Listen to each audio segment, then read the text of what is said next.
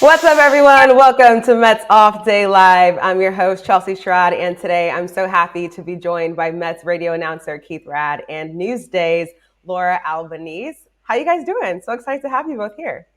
Oh, thanks so much for having us. I'm excited. Good to see you, Chelsea. Good to see you, Laura. Yeah, good to see you both. Okay, let's get right into it. It's been an exciting homestand. The Mets took 2 of 3 from both the Dodgers and the White Sox, even though their offense looked a bit sluggish at times. Keith, obviously the Mets are happy with 4 wins in this stretch, but overall, how would you rate the team's overall performance? Yeah, I think probably about a B plus on this one. I think, the game on Friday that went to 13 innings would have been nice to win. I think the Mets had about 450 chances to win that game and didn't. So you're looking at a potential sweep of the Dodgers at home. So you get a little bit of a knock from that. And of course, the loss of the White Sox, I think, because it was the last game of the series, it left everybody with a weird taste in their mouth, but they still won 2 out of 3. You're not going to win every single game the whole year. So 2 out of 3 from the Dodgers and the White Sox, B plus. Okay, B plus for you. Laura, do you have any key takeaways from these 2 series?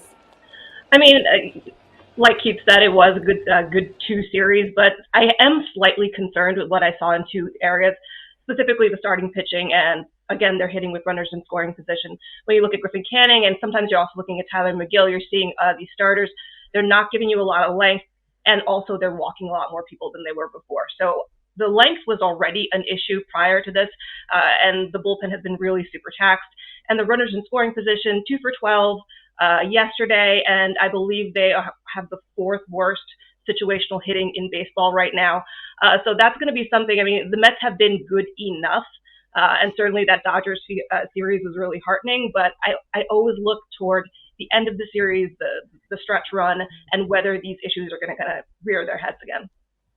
Yeah, let's talk about the risk just a little bit more because they've been struggling in that area for some time now. But after yesterday's game, Mark Vientos said, if this is us struggling and we're winning games, imagine when we're not. I don't think the whole season is going to be like this. And we know that there are the ebbs and flows of a season. But yes, this is just a bit concerning, even though they are 12 games above 500. So, Keith, what's your reaction to Mark Vientos' post-game comments?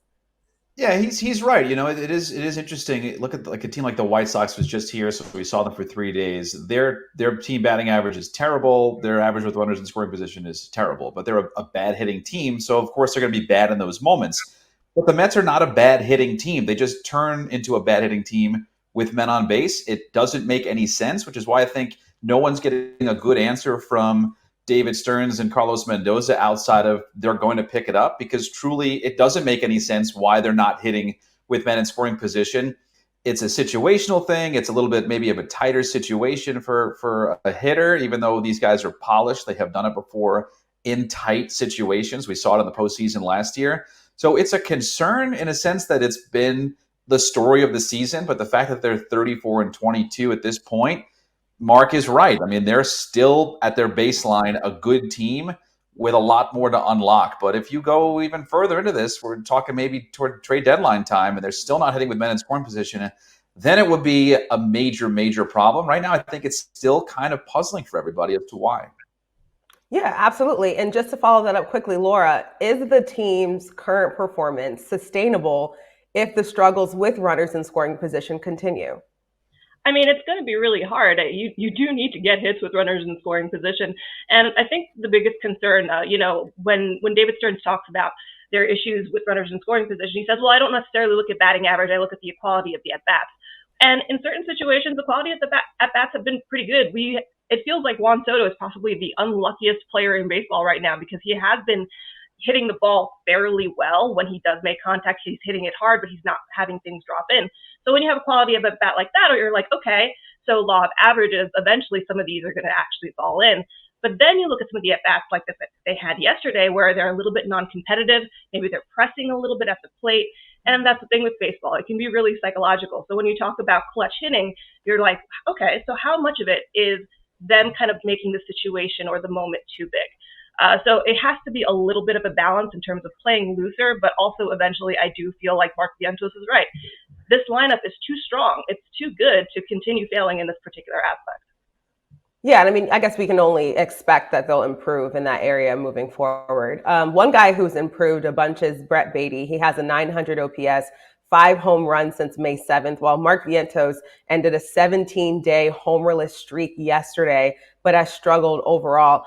Keith, I'll start with you. How do you see the Beatty-Vientos dynamic playing out for the rest of the season? We've seen Mendoza use Vientos at DH, with Beatty looking like the stronger defensive third baseman.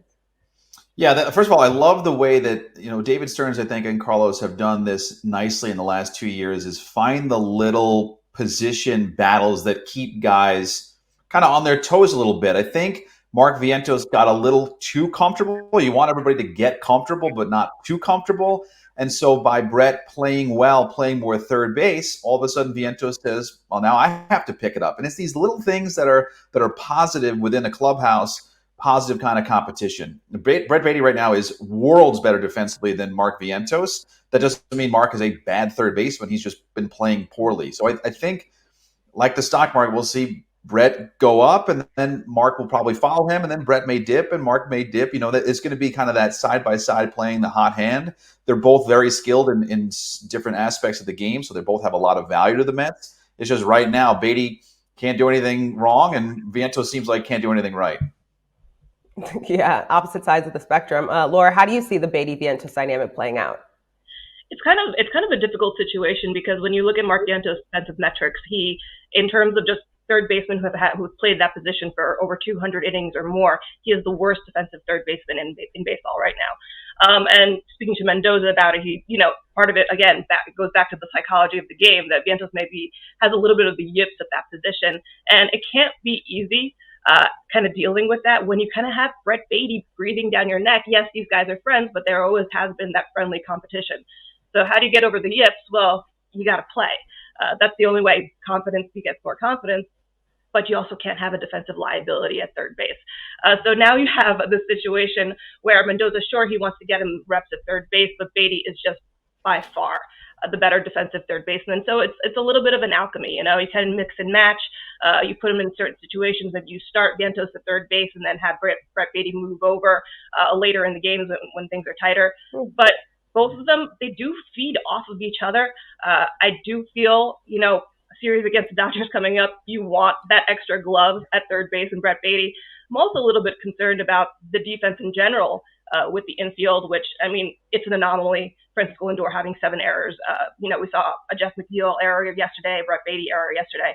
So defensively, all told, the unit really isn't having a great stretch right now, and I don't know if you want to make it weaker by putting Vientos there. Yeah, that's a really great point. Keith, should Beatty continue to be used exclusively against righties, or has he proved that he can be an everyday player? What do you think?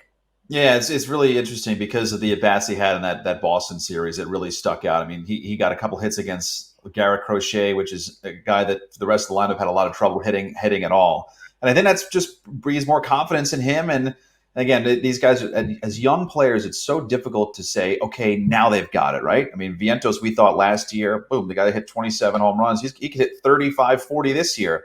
And what's he doing? Not the case. He hit his 6th home run yesterday, but it had taken a while. And so for Beatty, it's not as if, okay, it's his job again, because the Mets have given him the job a bunch of times. So Brett currently has earned it. I think Laura's absolutely right with the way the Mets are playing.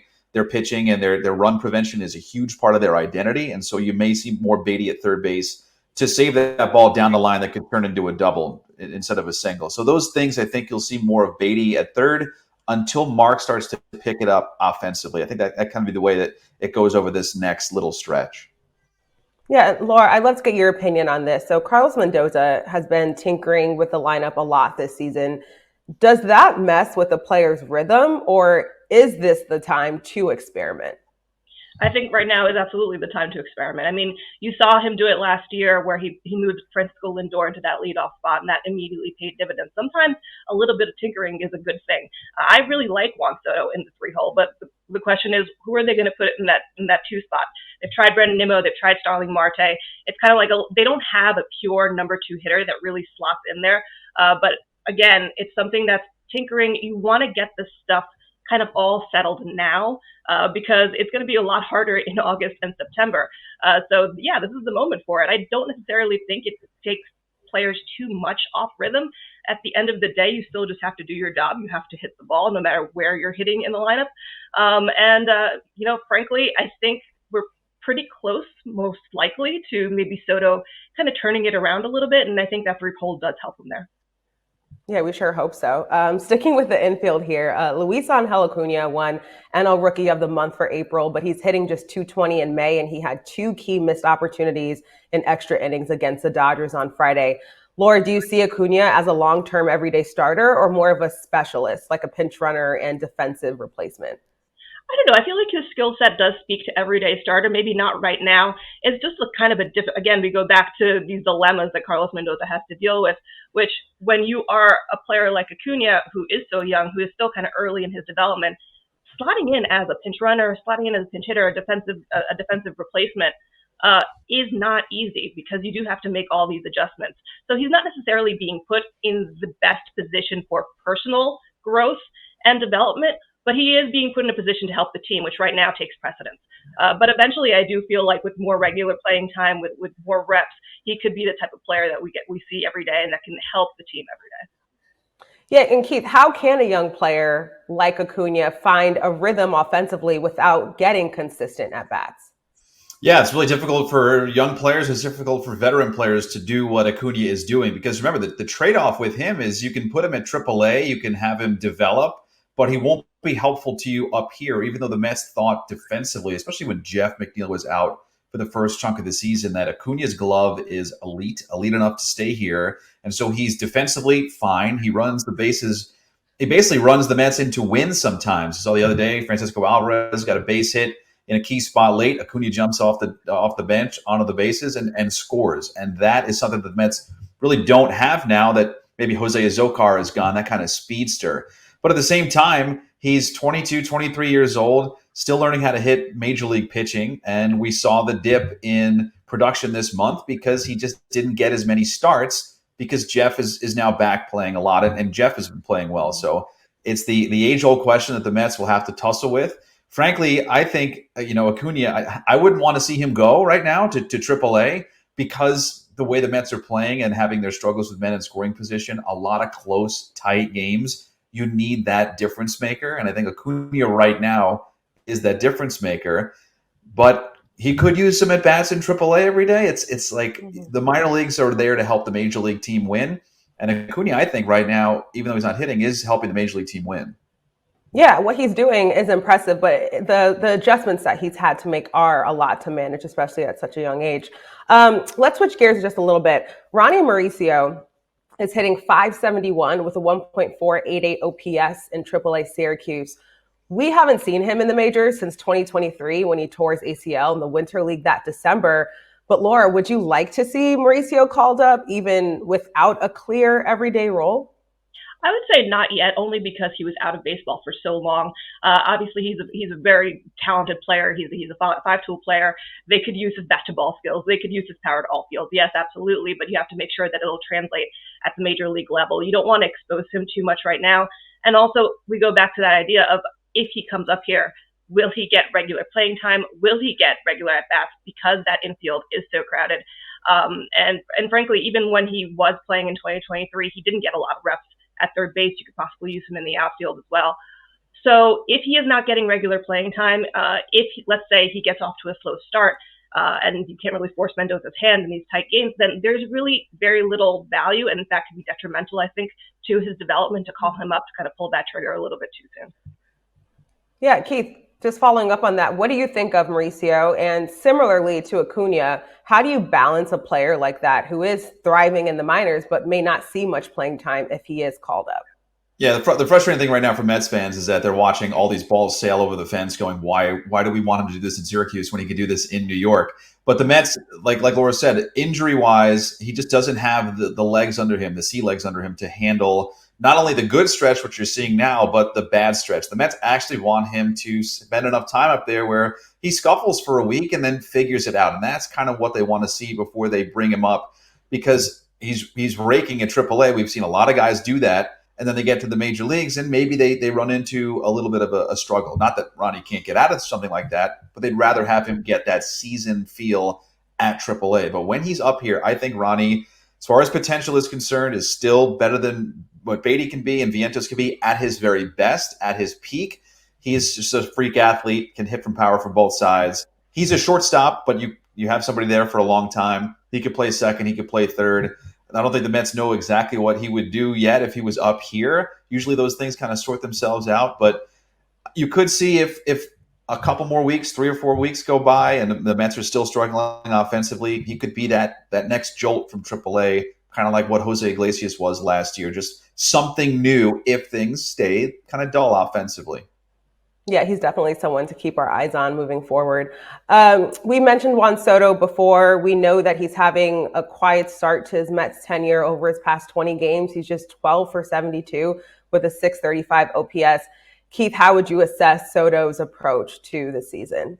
Yeah, I mean, we're all kind of learning what Juan Soto is about right now. I mean, everybody, coaches, managers, front office, media people, and Soto's doing the same with us. It's a new thing. I mean, he was kind of living life, in an apartment, 1-year leases here in San Diego, Yankees, and I think he signed that 15-year mortgage and went, okay, this is like kind of a real serious thing. This is a long-term deal, and it's all part of the transition process for him. I'm not putting too much stock in his struggle. I don't know anybody on the planet that can handle what he's handling, because he's still, at times, as Laura said, some of the most unlucky hits we've seen. And then we've seen a lot of this, which is the cheap little ground out that's not been happening for the Mets in spots that they want it. The big hit, the big line drive comes with nobody on, but the little ground out comes with guys on base. It's only a matter of time. Look at his baseball savant page. See how hard he's hitting the ball in general. It's still worlds better than most people in the game. And again, I think the Mets are kind of like, we have no idea why it's happening the way it's happening. We're seeing a little more of the Soto shuffle. We saw it yesterday. He'll get more comfortable. He has 15 years to get comfortable. And the nice thing is that the Mets are 12 games over 500 with an below average production offensively from their best player. Yeah, and there's, a transition period when you're going to a new team. You can only expect him to settle in at some point. And yes, if they weren't winning games, then I think this would be highlighted a little more. But he just mentioned the Soto shuffle, Laura. We've seen Soto try to show flashes of his swagger recently. Do you think his struggles are mental, physical, or both? I think it's a little bit of both. Yeah, I mean, you talk about the mental aspect. You're like, well, he played in New York last year, and he's always kind of like risen to the occasion. Yeah, but there is a huge onus that comes with the $765 million contract. And I do think that, when you go in there and suddenly you're having these struggles and you're getting these unlucky non-hits, that can get into your head a little bit. And there is pressure there, and the kid is still 26 years old. I mean, we forget because he's been in Major League Baseball for so long, but he's still young, and having all these eyes on him and being booed mercilessly and going back to the Bronx, it's a lot for anyone to handle, but especially someone that young. In terms of the physical, there have been scouts who have mentioned that he does look a little bit different in the box. Carlos Mendoza was saying yesterday, well, the bottom half of his body, it looked good. It looked better than it had been previous days. So there is something mechanical possibly that is also going on with the swing, and kind of one feeds into the other. The psychological feeds into the physical and vice versa. But we're talking about Juan Soto. He will eventually figure it out. He's too good of a player not to. Definitely. Let's switch gears to the starting rotation. So the Mets starting rotation had a solid week at limiting runs, though they weren't exactly dominant. Keith, what's your assessment of the staff's performance this past week?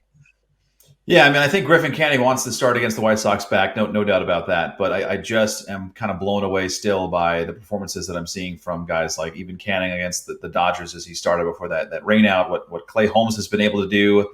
Kodai Senga is still, he's an ace. I don't think he's totally pitched like an ace yet. His ERA numbers, I think, are first or second best in the National League, so he's performed that way.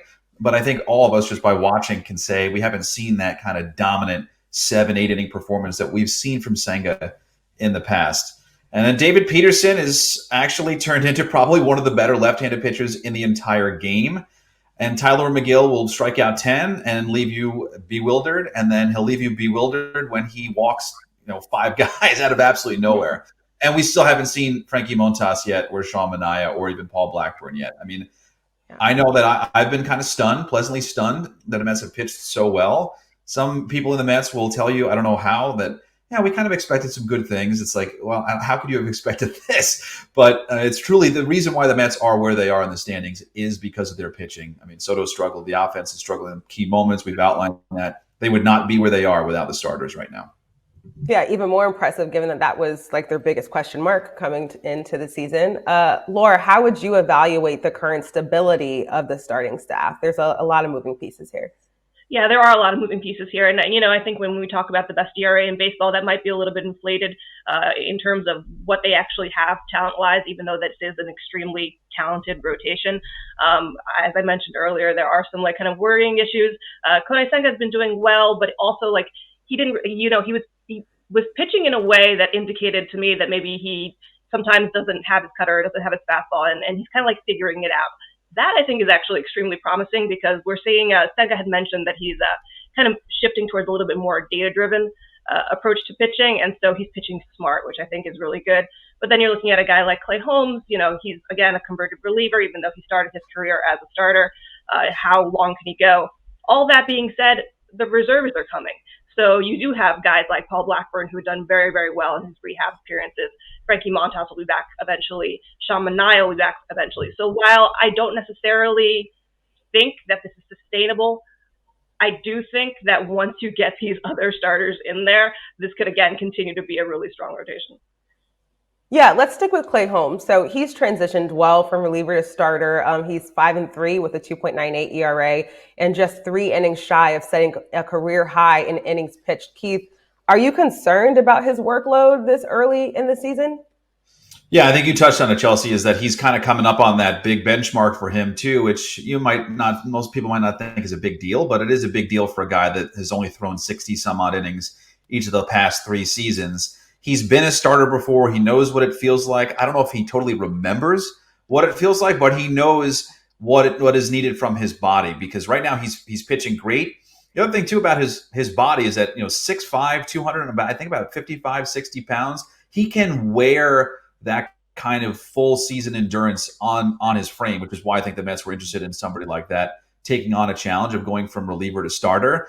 But yeah, there's no doubt, even though the results have been amazing, you want to keep him where he is, keep doing what he's doing. There is no doubt that his body is going to go to a place that it hasn't been in quite a long time. I mean, you can look back, I was a starter in the minors and in high school, but the stress of pitching in the major leagues is obviously in a world of its own. So it's definitely a concern, but I mean, I think that he's tackled it. He came in early in January, wanted to get in good physical shape. He's done everything right. He's really smart. He knows the data when he wants to recover properly. So all the pieces are aligned. It's just a matter of what will happen to that body when he does reach closer to 90, 100 innings. Yeah, and how he'll manage it. On last week's episode of Mets Off Day Live, Hannah Kaiser suggested that the Mets consider moving Holmes to the bullpen once Manaea and Montas return because of her concern with his innings pitch. So, Laura, is that something the Mets should consider, or should they keep him starting as originally planned? I think he's too valuable as a starter right now to be put in the bullpen. I just think that he's giving them a lot of value. In addition to that, the Mets could simply they could move to a 6-man rotation, which I think is something they were tending towards anyway at the beginning of the season. In order to preserve Kodai Senga, but also in order to preserve Clay Holmes. You don't want to get into the same situation that you were last year, where we saw Mets pitchers, we saw guys like Sean Manaea and Luis Severino kind of run out of gas because they were reaching kind of the heights in terms of the innings pitched that they've had. So again, the 6-man rotation, save him a little bit down the stretch, sure, absolutely. But I'm also, we talked about kind of Clay Holmes' very data-driven analytical mind. That pairs really, really well with the Mets pitching lab, which, if you heard Luis Severino talk about it this season, was very focused in terms of about recuperation, in terms of maximizing what your body can do. I think if you put all these things together, there are ways to preserve Clay Holmes that'll make him effective down the stretch. Yeah, and you mentioned Paul Blackburn, and I'd love to come to you, Keith, on this question first. Paul Blackburn continues to rehab with the Syracuse Mets and has a 1.35 ERA over 16 and a third in his last 2 starts. Should Blackburn be given a shot in the rotation when he returns, Keith, or should they stick to the original plan and send him to the bullpen? Yeah, I think the most important thing at this point in the season is keeping the guys stretched out, like keeping Holmes as a starter, keeping Blackburn as a starter, because and Carlos Mendoza will tell you this, as many times as the Mets have joked and planned and actually outlined a 6-man rotation, somebody gets hurt, somebody goes down. It just seems to be the way that it has happened for the Mets. So Paul Blackburn, I think in this stretch of games coming up for the Mets, turning into June, they had a lot of off days in May. Turning into June, they have fewer off days. So we may see them insert that 6-man, and Paul Blackburn's probably going to be the guy to do that. And again, early part of this year, if you can buy free days off for Senga, buy free days off for Holmes, where you are inserting that 6th starter, those are huge things down the stretch. What I have no idea is what's going to happen. I hate to jump all the way down, is when Montas and Minaya and Blackburn are all back with the current 5 starters, then what the heck do you do? Because you can only play so many games and get so many guys in there, and then you have to keep everybody fresh. But right now, these are really, really good problems to have. But I think we'll see Blackburn sooner rather than later. Yeah. Laura, do you agree? What do you think? Yeah, I do believe that we will see Paul Blackburn. I do think he could be a valuable portion of this pitching staff, going back to the 6-man rotation that seems to never occur, as Keith mentioned. So that could be a possibility. I also don't hate the idea of eventually moving Tyler McGill into the bullpen. I think he could be really effective there. That's something they considered last year. So, kind of putting all these pieces together, and then eventually Montas returns, and eventually Minaya returns, and then you're playing, some sort of weird jigsaw puzzle. Good problems to have. You can play the hot hand. You can keep the guys that you need stretched out. You can mix and match in the bullpen. But for right now, with what Paul Blackburn has shown, I'm really interested in seeing him start. Jigsaw puzzle. I like the way you described that. Let's look ahead just a little bit to the Mets' upcoming series. So the Mets wrap up their homestand against the historically bad Rockies before heading back to LA to face the Dodgers again. The Rockies' projected starters are Kyle Freeland, Antonio Senzatella, and Carson Palmquist. They have combined for a record of 1-19. So Keith, how important is this Rockies series for getting the offense back on track, especially before they see the Dodgers again? Yeah, the thing when you face the Rockies on the road, their pitchers pitch a lot worse. Their hitters perform a lot worse, because when you're not playing at altitude and you're playing back at sea level, as far as the hitters are concerned, they're not used to seeing elite pitching, because at altitude the ball doesn't move quite as much as it does at sea level. So for the offense, I think you can feast a little bit here. I pause a little bit, because baseball can always kind of slap you around when you think you have it all figured out. But I think the Mets should have a huge series against the Colorado Rockies. They are, the White Sox were not as bad as they were last year, where it was almost laughably bad. They actually put up a fair fight, okay team. Rockies, though, are a much, much different story. And you just hope that nobody, falls asleep while the series is going on. Yeah, for sure. So the Mets should take care of the Rockies. So Laura, would losing even one game to the Rockies be considered a failure? I don't think losing one game to like a Pee Wee League team can be considered a failure in a 162-game season. So no, these are still these are nominally Major League Baseball players. So I do think that the Mets probably should sweep, but if they drop 1-0, the sky isn't falling. And hey, after the Dodgers, they go back to the Rockies, but they're doing it in Colorado, so the bats can get going there as well. All right, as we wrap up here, as mentioned at the beginning of the show, the Mets just came off of a 2-1 series win against the Dodgers. Laura, I'll start with you. Outside of hitting with runners in scoring position, is there anything the Mets need to do better this time around against LA? Defense, again, we go back to kind of that infield defense. I do think that's kind of an anomaly, because they do have good defenders, but kind of just buttoning things up a little bit. They stole a few of them. The games are pretty tight. They had to kind of rely on a few comebacks there. So I think defensively, you can support your pitchers, because we go back to one, you need the starting rotation to go longer, and two, you're kind of seeing a few little kind of nicks in there in terms of some pitchers not performing the way they did earlier in the year. So you can't be giving up extra runs or extra hits. Okay. Keith, what do you think the Mets need to do better? Yeah, so the Dodgers starting rotation is still kind of banged up. That's not the rotation you're probably going to see in October. You will still see the lineup for the Dodgers. So my thing is, can the Mets pitching staff, and especially their bullpen, over a 4-game series where probably a few guys will pitch multiple times, that's multiple looks, can they stay effective over a 4-game set in LA, where it's pretty tough to play and beat them? Because every time we go back to the hotel after a game here on the East Coast, I always fall asleep watching the Dodgers come back to beat everybody that they ever play. So the pitching is going to be big for the Mets in this series, to see if they can stay tough. They were really tough on them in New York. They have 4 games now instead of 3 to stay tough on them in LA. All right, we'll see if they can take the series once again. That's going to do it for us here on Mets Off Day Live. Before we go, though, I just have to give a quick shout out to your cat, Laura, Obi. So chill behind you. Kept it together behind your left shoulder. Love that. Keith, I know you were a little concerned about the fam maybe making some noise, having a little too much fun in the background. They were perfect. Thank you both so much for joining us. Always a pleasure to have you. And we will see you both and see you all on the next off day. Bye. Bye.